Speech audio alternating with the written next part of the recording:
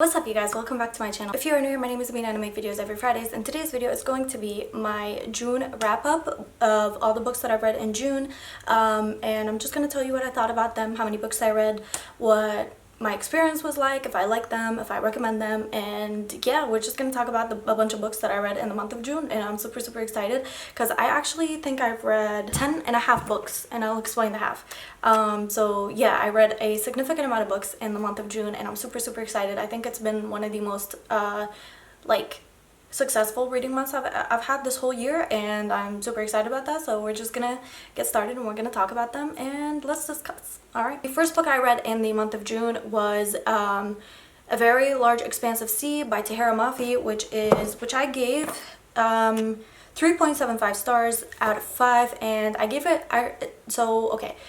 A Very Large Expanse of Sea by Tahereh Mafi is about this girl. Her name is Shireen, and she lives in post 9/11 America, and she's going to school, and it's just a bunch of her experiences with racism and relationships and friendships and such.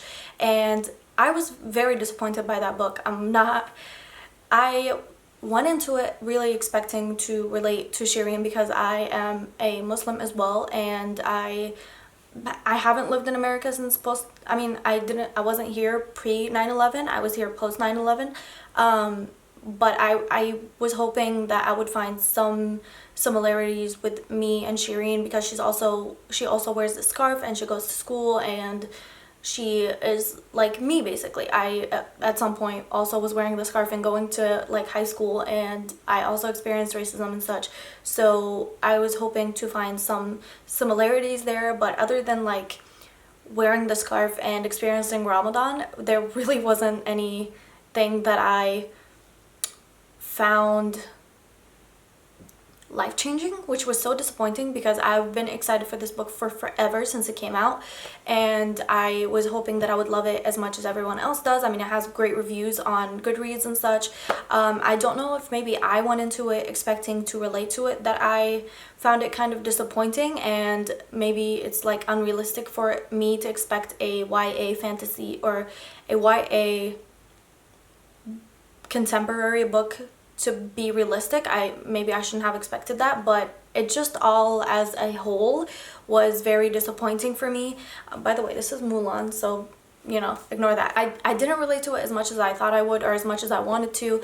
I found Shireen to be very angry, just a very angry person, and I'm not sure that I like reading about, like, she has every right to be angry, don't get me wrong. There are some moments in the book where it makes sense for her to be angry, but I just didn't find it fun to read about someone who was just so angry all the time, and she was just so mad at everyone. Even people who were nice to her, she was mean to, and even people who wanted to be her friend, she was mean to. Like, the only thing I think she found joy in was breakdancing, which is great for her, but she was just so mean to even like the teachers that were trying to be nice, and people who had no idea to like that what they were doing was harmful. And I get that it's not her place to be teaching people how not to be racist. That's not where I come from. Keep in mind, I have experienced that myself. I just didn't like the fact that she was just so angry, and I found the relationship between her and Ocean just so unrealistic, like to the point where I was like, it's unfathomable. That's like where their relationship began. Like, sure, it's cute and adorable, and Ocean needs to be protected at all costs, and he's so cute and adorable and innocent, and like their relationship is so innocent and adorable and cute. I just didn't find it very realistic that, I mean, her parents let her take him into her room, and I don't know, having like immigrant Muslim parents, I know that would never happen for me, so I just was like shook by that and the fact that that happened. So yeah, I don't know, I liked the writing style, I liked the story, I liked the growth that Shireen kind of goes through. I just didn't find it as good as I thought it would be, and maybe that's on me because I went into it expecting too much. But yeah, I just expected a lot more, and I was very disappointed.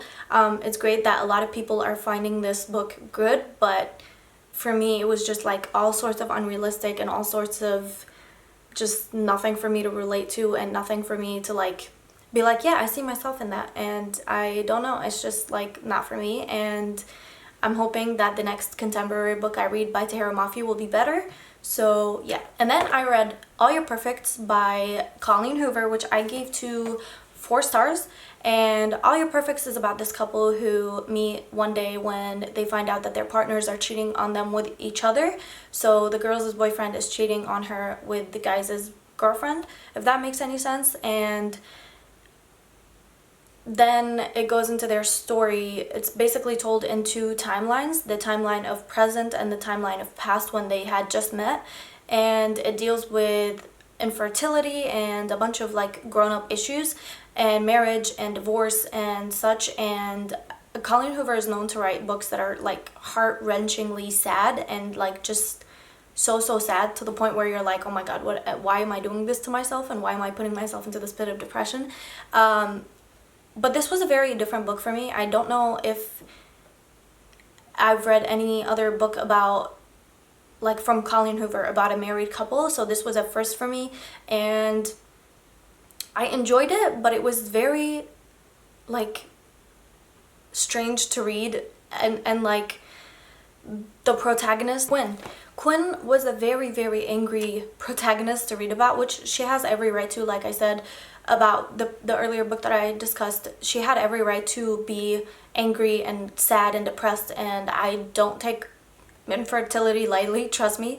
I enjoyed reading about like the beginning of the relationship. It was super cute, and it was just very different to see a story about infertility from like this point of view. I don't think I've ever read a book about infertility before, so this was very personal, it felt like, and very deep and very scary to read about, because my biggest fear is infertility. So to read about someone who was infertile was also very sad and scary for me. And yeah, it was just very interesting. I loved the guy. I don't remember what his name is. He was super like adorable and sweet to her, and he never gave up, and it was like so heart-wrenching to see them love each other so much but have this block between them because they both want a baby and they can't have one. And it was very sad. Definitely my least favorite Colleen Hoover book, but I still enjoyed it immensely, and I would definitely recommend it.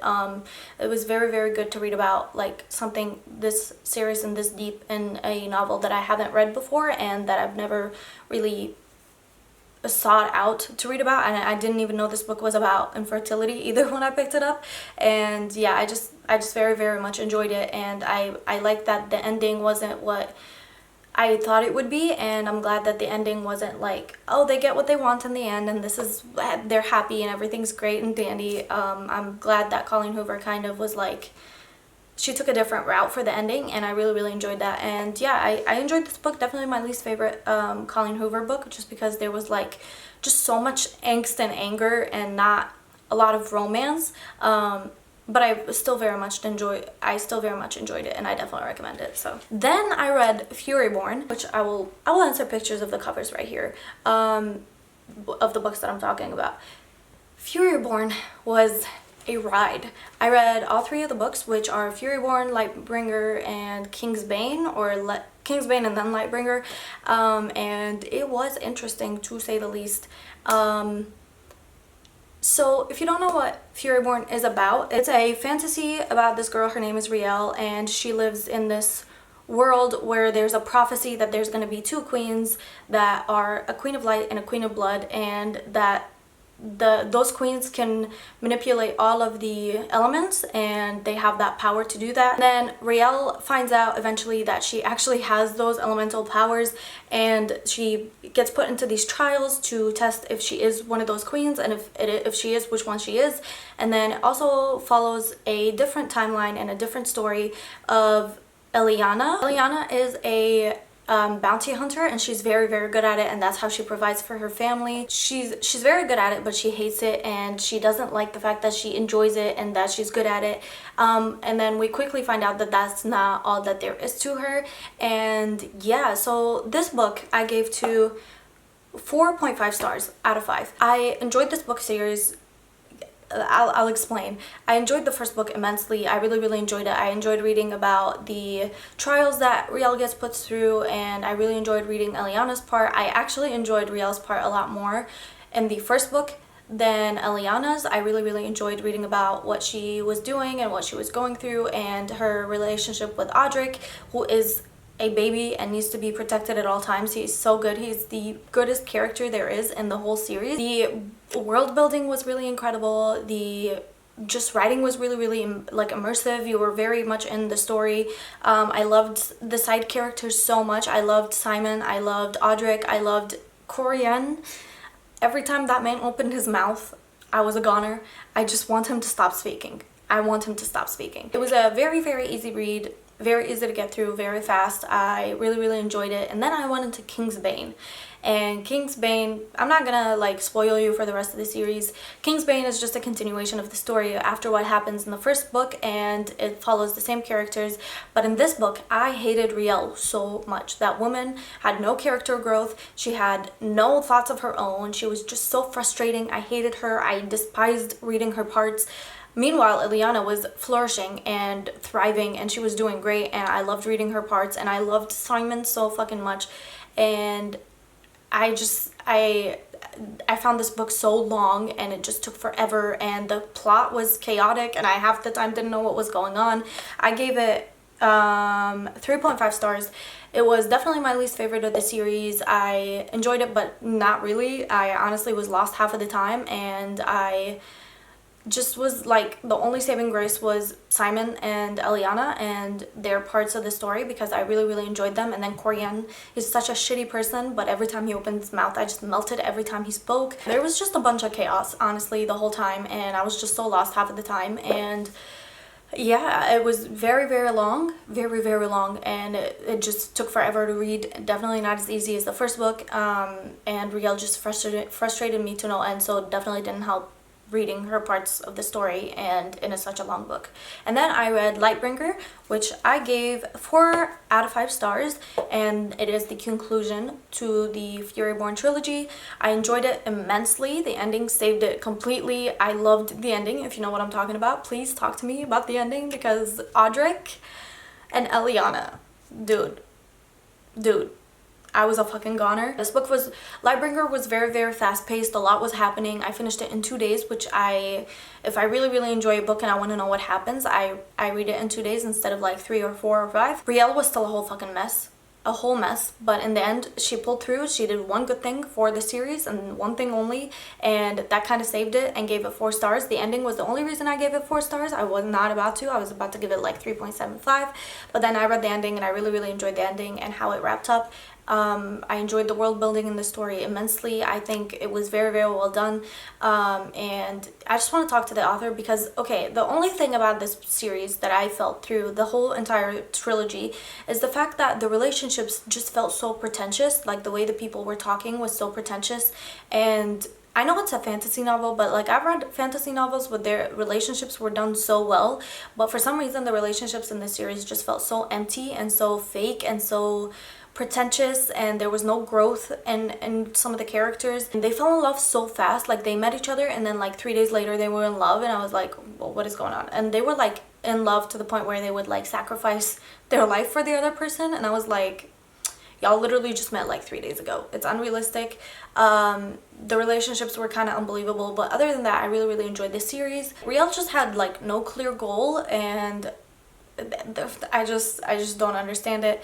It was kind of slow, but then it really picked up in the last 50 pages of the book. The book is ginormous, and so is the second book. They're like 600 pages long, but I really enjoyed the series, and I'm glad I gave it a reread, even though the second book was so long and so frustrating and just not fun to read. So, and then I read The King of Scars by Leigh Bardugo, which is a duology with also Rule of Wolves, which I also read this past month, and I really enjoyed those duology. Not as much as I have enjoyed all the other books in the Grishaverse. I think this might be my least favorite duology in that world, which was kind of disappointing. I gave King of Scars 4.25 stars, and I gave Rule of Wolves 4.5 stars.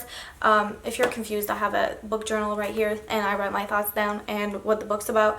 It felt really good to be back in the Grishaverse, because I haven't read anything in the Grishaverse in a very long time, be it like a month or two at this point, and I really enjoyed it. The story follows Prince Nikolai and his story after what happens to him in the Shadow and Bone trilogy. I'm not gonna spoil it.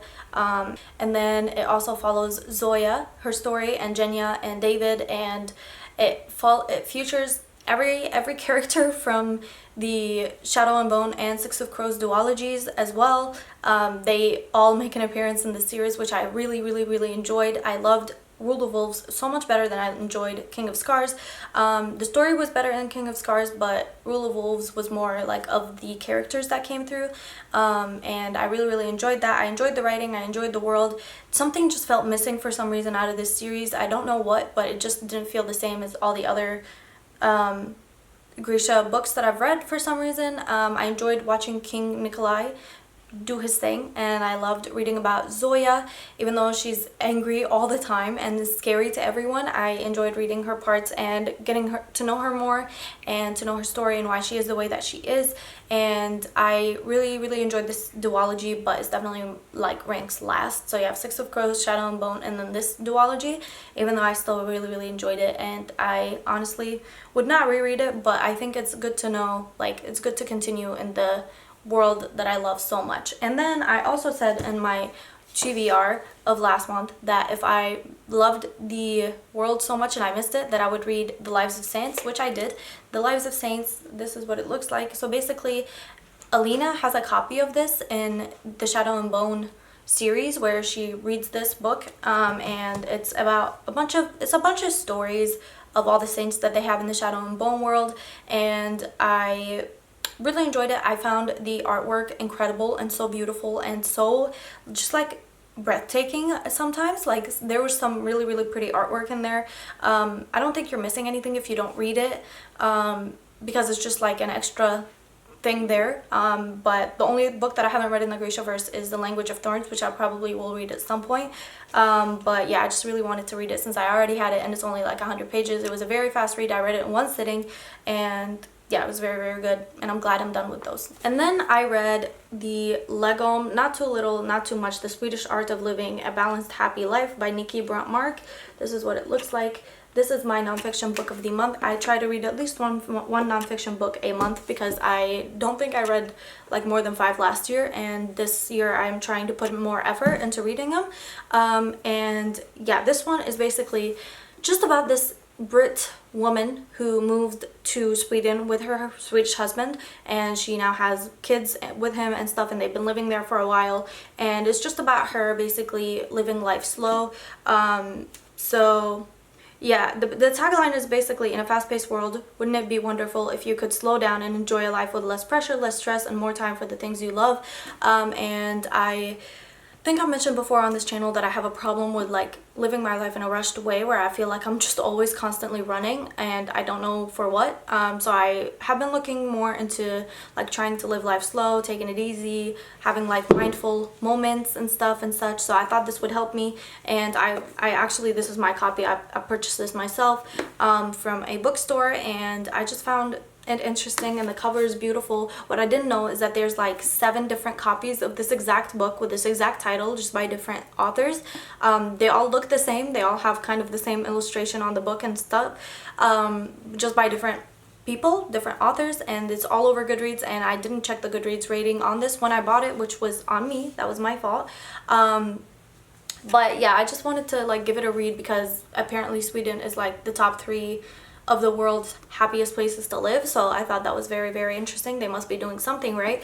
But the only problem was this was so disappointing. It really didn't have anything on how to live life slow, how to be more mindful. It had a bunch of like DIYs and like things that people practice in Sweden and stuff, and things that just are kind of unrealistic for a person not living in Sweden. At least for me, I just didn't find it very helpful in helping me to like live a mindful, slower paced life. I just found it like I was just kind of wasting time while reading it. There was like cute pictures in there, which I enjoyed, like cute illustrations and such. But yeah, I just didn't find it very helpful. I don't think I learned anything from it, and it was just kind of a waste of time. The only thing good about it is that it's 200 pages, so it didn't take me long to finish. I don't recommend this if you're trying to live a slower life. This is probably my least favorite non-fiction book that I've read so far this year. If you have any recommendations on books that are better than this, that have the same tagline or something like that, let me know, because I would be interested in reading that. So I gave it 3 stars, and 3 stars is low for me. So yeah, I definitely don't recommend it. You don't really need to read it. You probably won't learn anything from it. Unless you're living in Sweden and you have all the capabilities of doing all of that. So I read Red Queen by Victoria Aveyard, which I gave 4 out of 5 stars. It is a reread for me. I read this book when it first came out back in the day, and I didn't continue because the second and the third and the fourth book hadn't been out at that point. The Red Queen series is about this girl. Her name is Mare Barrows, who is she's a red blood. She's a red blood, and she lives in this world where it is split between people who have red blood and people who have silver blood, and the people who have red blood are like servants and poor and don't have resources and live in like slums basically. And then you have the people with silver blood who are like royalty. They're rich, they live their best life, they can control like certain things, like there are people who can control fire and such. And yeah, and Mare Barrows basically is like this girl who like steals to kind of provide things for her family, and she gets caught one day stealing, and shit goes down from there. And she ends up in the palace working for the queen and the royal family, and then shit just goes really south from there. So yeah, I think I mentioned this as a reread for me, and I really enjoyed it. Honestly, I found it kind of cringe because it's got very staple like 2014 2015 YA vibes, where it's like the main character is like, I'm good for nothing. She's like, I don't provide anything, I'm not pretty, I'm not good, I don't do anything. And I just kind of like, that's like such a trope back in the 2015s 2014s, and it just was kind of annoying to read about a girl who's just so self-deprecating. But the series does pick up, and I love the characters in it. There's like a betrayal in the end, which I knew, and it was very fun to read. A very easy read. It didn't take long for me to finish it at all. I think I finished it in 2 days, which was fun. And now I am currently halfway through Glass Sword, which is also by Victoria Aveyard, and it's just a continuation of what happens after the ending of Red Queen. I'm halfway through, so I'm just going to consider the fact that I finished it in June because I'm filming this a little bit early, so after I'm done with this I'm going to finish it. Yeah, I'm really enjoying it. Definitely enjoying it a lot more than the first book. It's got a ton more action, a lot more interactions with the people I love, and just reading about the characters that I love so much. And yeah, those are all the books that I've read in the month of June. 11 books is not too shabby. I'm not too mad at it. I'm very happy about the fact that I read all these books this month. I definitely didn't think I would be able to, especially with school and having a summer class, but I am so glad that I was able to get through them and read them all, because I really enjoyed my time reading all of them. And it honestly feels like this month was super long for some reason, and it feels like it dragged on forever, but also went by super fast. It definitely helps that I'm not working as many hours, so I can read all these books, but I really enjoyed it. I definitely recommend reading all of these books other than the Lagom book. That is not necessary.